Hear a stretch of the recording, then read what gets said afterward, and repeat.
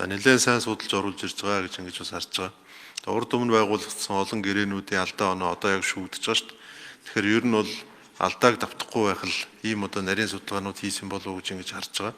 Тэр утгаараа бас дэмжиж байгаа.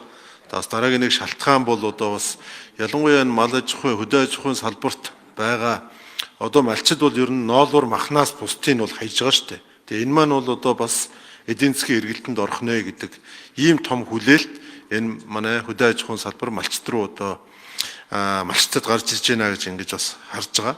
Одоо бид нар чинь жилдээ 20 сая ярьсныхаа нэг 7-8 саяыг нь боловсруулаад үлдсэн бараг 1.2 саяыг нь бол 12 саяыг нь бараг тэр чигээр нь шахуу хайж байгаа. Ийм л одоо хаяад 10 жил болж байгаа ийм улс шүү дээ. Тэгэхээр энэ дээр бол би ахиц гарах юм байна гэж харж байгаа. Энэ дээр ялангуяа та бүхэн бас нэг тайлбар хэлээрэй гэж ингэж нэгдүгээр зүйлсээ. Хоёрдугаарт нь хоёр асуулт байна. Яг нь Евразийн энэ хэлцээрт холбогдсон одоо орсноор бидэнд бас давуу талууд гарч ирэх юм байна. Ялангуяа инфляц буурах тал руугаа бас нэлээд байх юм байна.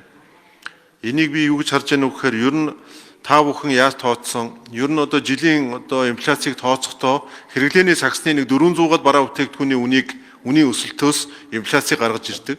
Инфляц хэрвээ өндөр байх юм бол тэгэл Монгол банкны бодлогын хүү өндөр болол тэрийгэ дагаад арилжааны банкны хүү өндөр болол ингээл маш их сөрөг үр дагаврууд гардаг. Тэгэхээр энэ дээр ялангуяа тэр энэ 367 энэ бараа бүтээгдэхүүн маань Монгол улсын тэр инфляцаа тодорхойлдог 400 гаруй бараа бүтээгдэхүүн байдаг шиг би санаж байна. Тэднэртэй хэр давхцаж байгаа вэ? Инфляцид ямар нөлөө үзүүлнэ гэж та бүхэн тооцож байгаа вэ? Инфляцаа бид нар барьж чадах юм бол өнөөдөр 10% одоо цалингийн нэмэгдэл байдаг юм уу? Энэ бүхэн маань яг иргэндээ нэмэгдэл гэдэг одоо жинхэнэ утгаараа үлдэх юм байна. Тэгэхгүй инфляц ингээд тавиад алдаалах юм бол бид нэр татвар төлөгчдөөс мөнгө оруулж ирэл нэмэлддэг инфляцтай идэгдээд ийм л юм байна. Тэгэхээр би инфляцийн эсрэг их том арга хэмжээ авах гэдэг нь удаа гэж ингэж харж байгаа. Энийг яагаад хэлж байгаа гэхээр зүгээр яг амьдрал дээр ярих сэлэнгийнхэн бол хойшоо гараад хямдхан бараа бүтээгдэхүүн аваад ороод ирдэг гэдэг ингээд зүйлүүд ярьдаг штеп. Манай хинтийнхэн ч бас одоо бас Оросоос юм зөөдөг. Хилийн хойно 4500 байгаа наран засгийн тос өнөөдөр Улаанбаатарт 13-4000-аар зарагдж байна гэдэг. Тэгэхээр би бол энэ ялангуяа үнэн дээр нэлээд өөрчлөлт гарах юм уу гэж ингэж харж байгаа. Тэгэхээр энэ дээр та бүхэн ямар тооцоол хийсэн? Хоёрдугаар энэ тамхины асуудал дээр та бүхэн нэлээд анхаараарай. Тамхи одоо нийгмийн бас нэлээдгүй анхаарсан зүйл болж байгаа. Тамхины хууль энэ өнөөдрийн Евразийн хэлцээр хоёр бол агуулгын хувьд бол мөргөлдөж байгаа. Нэгэн татврын нэг нь нэмэн одоо байхгүй болгочих юм руугаа орж байгаа. Тэгэхээр та бүхэн энэ онцгой албан татврынхаа асуудал дээр одоо их хурлын тогтоол хэрвээ дагалдаад ингээ гараад ирвэл хизээ оруулж ирнэ гэж ингэж төлөвлөж байгаа вэ? Инфляцийн тоос ашиглаж байгаа өрхөн хэрэглээний бүтээгдэхүүн сагсанд нийт 430 орчимд бүтээгдэхүүн байгаа. За үүнээс 239 нь импортын бүтээгдэхүүн байгаа. Импортын хамаарал өндөр гэсэн үг шүү дээ. Инфляц нөлөөлөл, импорт нөлөөлөл. Энэ Евразийн холбоотой хийж байгаа хэлцээрийн хүрээнд энэ инфляц тоос тордог 42 бүтээгдэхүүн байгаа. Энийн тариф тэг болно гэсэн үг. Галийн татвар. Тэгэхээр энэ нөлөөгөөр инфляцийн дарамт 1% буурах, орон зай үүснэ гэсэн үг. За ингээд хэлцээр хамрагдж байгаа инфляц тоосгдох энэ 42 бүтээгдэхүүн тарифаас нэг өрхийн зардалд ингээд тооцоход 193 мянган төгрөгөөр бууруулах өрхийн хэрэглээнд нөлөөлөл гарна. За ингээд энэ чинь статистикийн хорооноос манай 2024 оны жилийнхээр нэг 997 мянган өрх байна. Өрхийн зардлаа 193 мянгаар үржүүлэхэд бид 192 тэрбум төгрөгийн зардал өрхийн зардал энэ худалдааны нөлөөгөөр буурна гэдэг юм тооцоо гарч байгаа. За нөгөө талаар тамхины хууль галийн татвар буюу тарифын чөлөөлт Евразийн орнуудын бараа тамхи хамрагдж байгаа боловч онцгой албан татврын зохицуулалт Монгол улсын дотоодын бүрэн эрх байгаа. Тэгэхээр бид энэ онцгой албан татврынхаа хуулиар зохицуулалт хийгээд худалдааны тэгш байдлыг хангаад явчих бүрэн болцоотой. Энэ Евразийн гэрээ бол үндсэндээ олон жилийн хэлцээр, олон жилийн үр дүн Хөрлөбатар сайд, Ган төмөр сайд, Учрал сайд ингээд 4 тэргүүн шадар сайд дамжиж хийгдэж байгаа ажил. Тамхины асуудал бол энэ сая гарч ирсэн асуудал. Гэхдээ дотооддоо зохицуулах болцоо бүрэн байгаа гэдгийг яг энэ асууд хариуцж байгаа сайд нөгөө гишүүд мань ойлгоорой. Тэгээ тамхины хууль одоо зэрэгцээ хилцэж байгаа. Тэр тамхины хуулийн дотроо бид нар онцгой албан татврынхаа зохицуултыг хийгээд ингээд батлаа явчих бүрэн болцоотой. За баярлалаа. За арь ширтэй холбоотой асуудал дээр хариулт хийх үү? Хүнсэд аж ахуйн яам. Хүнсгүдэж хаамны хүнсгүдэн хөвөлдрийн яамны бодлого төлөлтийн газрын дарга боловсролын хидро төвшөний асуултанд нэмэлт хариулт өгье. Тэгэхээр Монгол улс одоо жилдээ нэг 15-аас 20 сая толгой малыг дотоодын болон экспортод эдийн засгийн эргэлтэнд оруулж байгаа. Тэгээ мэдээж боловсруулалтын төвшин одоо бид нар бол арьсаа бүрэн боловсруулж чадахгүй байгаа. За Евразийн хилцээр одоо ингээд батлагдаад явснаар бол экспортлох арьс шир болон арьс ширээр хийсэн бүтээгдэхүүнийг экспортлох том боломжууд гарч байгаа. За нөгөө талдаа бол бид нар гол нь одоо шаардлага хангасан стандартын шаардлагыг хангасан одоо түүхийн эдийг нийлүүлэх гол зорилго байгаа даа. Тэгэхээр бид нар арьс ширээ одоо малын эрүүл мэндээс үйлдвэр угсаанаас ихсээд одоо энэ түүхийн эдийн стандартын шаардлага хангах том боломжуудыг одоо яриаг хэлцээрүүдийг үүсгэж энэ шаардлагад нийцсэн бүтээгдэхүүн нийлэх тал дээр л одоо онцгой анхаарч ажиллана гэдгийг бас хэлье. За дээрэс нь арьс ширхээс за энэ хэлэлцээр маань төр хэлэлцээр 3 жилийн хугацаатай. Сая боловсруулалтын даргын хэлж байгаагаар бол одоо бэлтгэл ажил хангана гэн. Хизээ хангаж хизээ нийлүүлэх юм бэ? Эдийн засгийн хөгжлийн яамны танилцуулган дээр бол одоо арьсан бүтээгдэхүүний одоо борлуулалт өшөө ингээд нэмэгдэнэ гэдэг. Энэ Евразийн хэлцээрийг миний гол дэмжих гээд байгаа бол шалтгаан бол ялангуяа нь хөдөө аж ахуйн бараа бүтээгдэхүүн.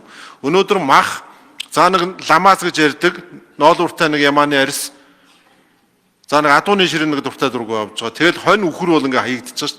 Тэгэхээр энэ дээр ийм бүдүүн тоймын хариулт өгмөөргүй байна. Хугацааг нь жоохон тавьж өгөөд яг юуг төлөвлөж байгаа эдийн засгийн хөгжлийн яам хариулах юм уу хэн хариулах юм. Энэ дээр одоо тодорхой хариулж өгөөч. Хоёрдугаар тэр тамхины тэр номын чимэг гишүүн нарын өргөн барьсан хуультай энэ асуудлыг бол холимооргүй байгаамаа. Засгийн газар энэ Евразийн хэлцээрээр оруулж ирж байгаа бол энийг дагалдуулаад оруулаад ирэх хэрэгтэй. Одоо надад энэ тамхи хэрэглэгчдийн манай уламжлалт хөдөө аж ахуйн бүтээгдэхүүний экспорт дээр арьс ширний зах зээл хүнд байгаа. Дэлхийн эдгээр энэ материалын сонголт бас хөөрүүлчихэд нано энэ хөнгөн зөөлөн ийм шинэ үеийн технологи нэвтэрсэн материал хэрэглэдэг болчиход байгаа.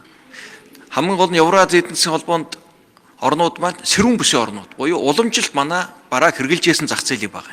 Уламжилт манай сав хүмжижсэн арьс ширэнд хувцс хунар дээр их таатай ханддаг ийм зах зээл байхгүй юу?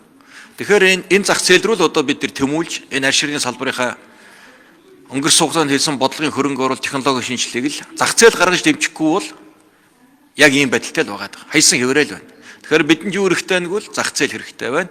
Энэ орнууд 10 тэрбум долларын хөдөө аж ахуйн гаралтай түүхийдийг бүтээгдэхүүнийг импортлж байгаа зах зээл. Тэр 10 тэрбумын зах зээл дээр л манай энэ арьс шир ноос ноолоор орно л гэсэн үг. Өрсөлдөнө л. Тэгээ яг нь ноолор бол яг вэ тэртэргүй эзэнтэй. Яг арьс ширтэй холбоотой юм асуугаад би бол гол юм нь энэ юм байгаа юм байна. Цэрүүн бүс рүүгээ арьс ширээ гаргах гэдэг юм байна. Тэгэхээр яг одоо би тоо хэлээд байгаа шүү дээ. 20 саяынхаа нэг 7-8 сая 10 саяыг нь боловсруулж байгаа, үлдэж байгаа 10 саяыг нь хайж байгаа. Хайж байгаа 10 саяасаа хэдийг нь боловсруулах, ийш нь гаргах гэдэг төлөвлөгөө юм байгаа юм бэ. Тэгэхээр яам нь бэлтгэл ажил хангана гэд нөгөө эдийн засгийн хөгжлийн яам болохоор арай бас л бүрхэг юм яриад шүү дээ. Тэгэхээр энэ дээр хоёрдугаарт энэ тамхины хуулийн дээр та бүхэн хоёр хуулийг холиод байх хэрэггүй. Засгийн газар хэрвээ Евразийн хэлцээрээр 6 улсын тамхины гайлын татвар тэгэлж орж ирж байгаа бол тэрийг онцгой татвар дээр нэмээд балансыг бариулнаа л гэж байгаа бол яг одоо энэ хүндсэн асуудлаараа дотоодын төсөл оруулж ирээд тэр одоо ном журмаараа яваад тэрний ард дээр тамхины энэ хууль нь ажиллах хэрэгтэй байхаа. Тэгэхгүй бол энэ олон бичиг энэ олон засгийн газар Евразтай их гэрээ тамхины хууль хоёрыг холж байгаа зүйл байхгүй. Нэг нь засгийн газрын өргөн барьж байгаа, нөгөөх нь гишүүдийн өргөн барьж байгаа хууль яг энэ асуудал дээр л давхцаж байгаа зүйл гараад байгаа. Хэрвээ энэ гэрээс эцэлэн сойрхон батлагдсан нөхцөлд энэ гишүүдийн өргөн барьсан тамхины хуультай холбоотой зохицуулалтын асуудал байна. Тийм орон зай бидэнд байна. Онцгойлон дураа зохицуулах болцоотой тул энийг энэ гэрээтэй хольж асуудал хандж болохгүй гэдгийг дахин хэлье. За арьстай холбоотой энэ байгаа юм. Арьсны зах зээл дээр бид ноолуурын асуудлыг шийдсэн, ноос шийдэгдсэн, тэмээний ноос шийдэгдсэн, савлгийн хөөр шийдэгдсэн, хоньны ноосоо бид хаяхаа болсон. Үйлдвэрийн өргөтгөлүүд. Одоо арьс шир дээр ямааны арьс, ноолууртай ямааны арьс асуудалгүй явж байна. За өвхрийн шир, адууны шир, тэмээний ширийн асуудал шийдэгдэж байгаа. Одоо Дархан аймагт галлагены том үйлдвэр орж байгаа. Энэ бол манай дотоод жилдээ гарч байгаа нэг 2 сайд. 400-аас 500 мянган ширхэг энэ бодон ширийн асуудлыг тэнд шин төрлийн бүтээгдэхүүнөөр оруулна. Одоо уламжилт бүтээнээс гадна шин төрлийн бүтээгдэхүүн хийх тэр зах зээл рүү явна. За хамгийн асуудал бол хонь нэхий байгаа.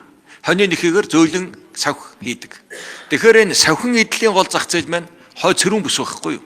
Тэгэхээр тэр цэрүүн бүс рүү бидний дамжилтаа гарах одоо суур одоо боломж байна. Манай савх зөөлөн савхан эдэл буюу хонь арьс ингэж бүтээгдэхүүн бол тэр зах зээл гаргах гол болцоотой байна.